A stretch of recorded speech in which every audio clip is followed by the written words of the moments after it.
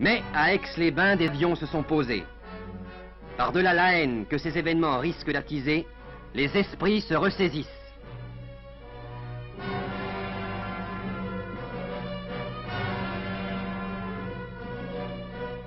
On peut espérer que ministres français et représentants marocains sauront trouver, au-delà de la douleur provoquée par ces drames, la force d'âme nécessaire pour rechercher le chemin de la concorde.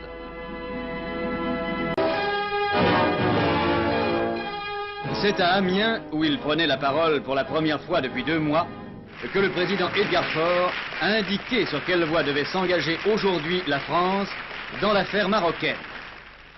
Je vous le dis franchement, j'estime que c'est une chance pour la France que d'avoir affaire à des hommes qui se disent nationalistes, qui sont à la tête de partis politiques nationalistes, et qui sont venus nous dire, notamment à Aix-les-Bains, nous voulons l'indépendance, c'est entendu, mais d'abord avec des étapes. Et même quand nous l'aurons acquise, nous ne voulons pas nous séparer de la France. Indépendants, libres et égaux, nous resterons avec vous dans l'interdépendance, nous créerons une communauté franco-marocaine, et ces hommes, nous voulons les écarter, ces hommes qui portent à nous l'avenir d'un peuple où il y a 4 millions de gens de moins de 20 ans, où nous devons demain faire coexister un Français et 30 musulmans. Alors ces hommes, nous aurions la sottise, nous aurions l'incompréhension de les écarter de notre chemin et de leur chemin, qui est le seul chemin de l'avenir. Je vous demande de méditer cela. La veille, au palais impérial de Rabat, le conseil des gardiens du trône avait été solennellement installé. 6 Bekaï, 6 Bihi, pacha de Salé, le grand vizir El Mokri et le caïd Sitar Ouassou composent ce conseil qui avait pour première tâche de désigner un chef de gouvernement.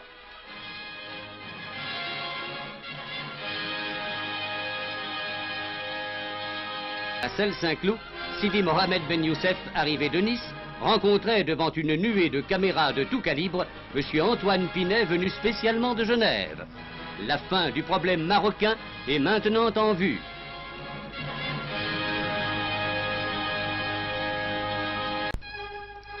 Journée mémorable dans l'histoire des rapports franco-marocains. Au pavillon Henri IV à Saint-Germain, on a hissé les couleurs chérifiennes en même temps que M. Antoine Pinet reconnaissait au nom du gouvernement français Sidi Mohamed Ben Youssef comme souverain du Maroc. Dès le lendemain, à l'Arc de l'Étoile, le souverain accomplissait le premier acte solennel de son nouveau règne en allant s'incliner sur la tombe du soldat inconnu. Geste d'hommage et d'amitié qui ouvre, semble-t-il, une ère de compréhension et d'apaisement. Une nuée de journalistes et de cinéastes ont envahi le pavillon Henri IV à Saint-Germain pour fixer l'acte spectaculaire de la réconciliation marocaine. S'inclinant par 3 fois au pied de celui dont il avait été l'adversaire le plus irréductible, le pacha de Marrakech a reconnu Sidi Mohamed Ben Youssef comme son souverain. Cette pathétique entrevue, qui n'a duré que quelques minutes, ne manquera pas d'apporter une contribution importante à l'apaisement général. Sire, il est facile d'imaginer les sentiments que vous éprouvez à la veille de votre départ. Pouvez-vous néanmoins nous dire ce que vous ressentez au moment où vous allez quitter la France? Notre joie, au moment de prendre contact avec la terre marocaine, est une joie sans borne que nous ne pourrons jamais décrire. En effet, après plus de 2 ans de séparation, notre émotion, comme vous pouvez le savoir, ne peut pas se traduire par des mots. Ce peuple nous a été attachés avec fidélité, loyalisme, durant ces années d'épreuve. Il a témoigné autour de notre personne d'une solidarité dans les liens qui nous unissent. Et c'est pour cela que j'ai toujours souhaité, pour que mon retour soit l'annonce d'une ère nouvelle au Maroc, de nature à satisfaire ses aspirations légitimes. Comment vous concevez les futurs rapports entre le Maroc et la France? Ces rapports franco-marocains, tels que nous les concevons dans l'avenir, peuvent se décrire succinctement comme suit. Le Maroc, pays indépendant et libre, je ne le conçois pas éloigné ou séparé de la France.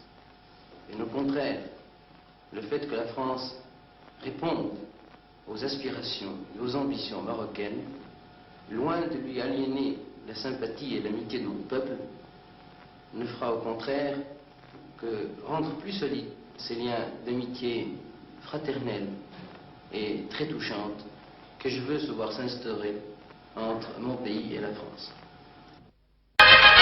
C'est en souverain que Sidi Mohamed Ben Youssef, redevenu Mohamed V, sultan du Maroc, a quitté la France pour retrouver son trône après 2 années d'absence.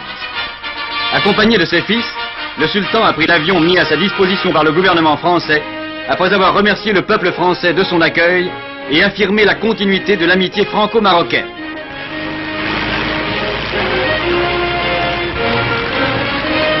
L'avion, escorté par une escadrille de chasseurs, s'est posé sur l'aérodrome de Salé dans une atmosphère d'allégresse générale. Au milieu des acclamations, le sultan a été accueilli par le nouveau résident, M. André Dubois. Aussitôt après, il était comme assailli par une vague de fidèles et s'est porté par une houle humaine que le souverain a pu parvenir jusqu'à sa voiture. Tout le long des 6 kilomètres qui séparent Salé du palais de Rabat, 600 000 Marocains peut-être, contenus à grand-peine par le service d'ordre des partis politiques, ont fait à leur seigneur retrouvé une ovation frénétique.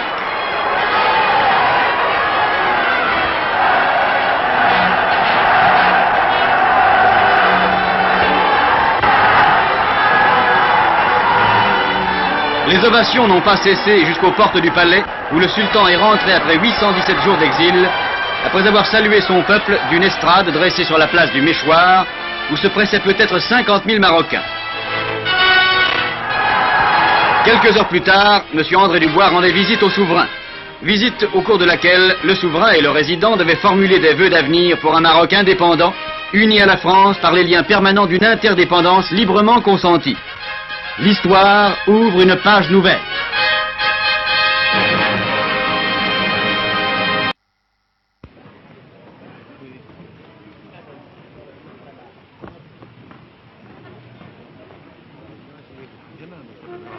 Ah oui.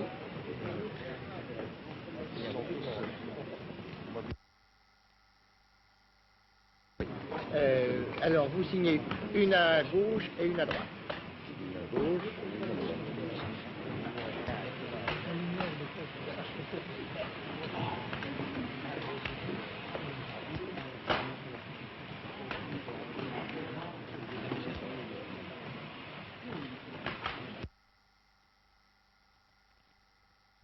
Le gouvernement de la République française confirme solennellement la reconnaissance de l'indépendance du Maroc, laquelle implique en particulier une diplomatie et une armée, ainsi que sa volonté de respecter et de faire respecter l'intégrité du territoire marocain garantie par les traités internationaux.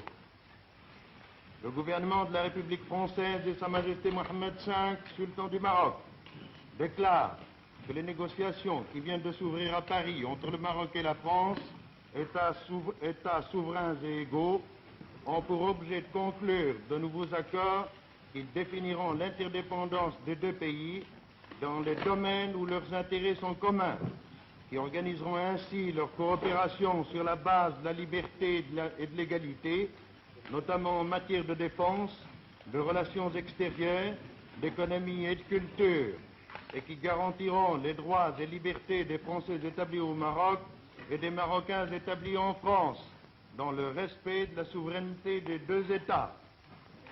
Le gouvernement de la République française et Sa Majesté Mohamed V, sultan du Maroc, conviennent qu'en attendant l'entrée en vigueur de ces accords, les rapports nouveaux entre la France et le Maroc seront fondés sur les dispositions du protocole annexé à la présente déclaration, fait à Paris en double original le 2 mars 1956. Le représentant de la France a connaissance des projets de daïr et de décret. Il soumet des observations lorsque ces textes concernent les intérêts de la France, des Français ou des étrangers durant la période transitoire.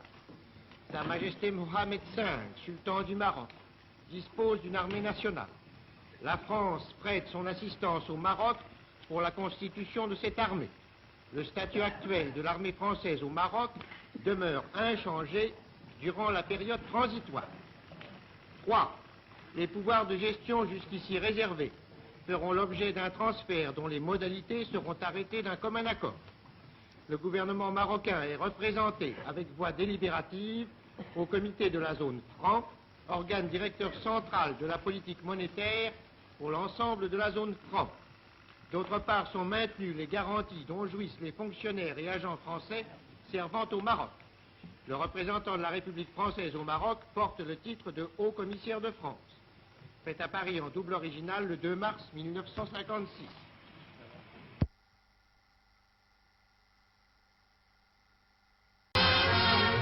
Dans la cour du palais impérial à Rabat, 600 personnes venues du Maroc espagnol ont apporté au sultan leur hommage et leurs souhaits. Il se peut, comme on l'a dit, que ce soit là l'un des signes de la prochaine pacification totale, et d'abord de la soumission des tribus qui entretenaient l'agitation dans le Rif.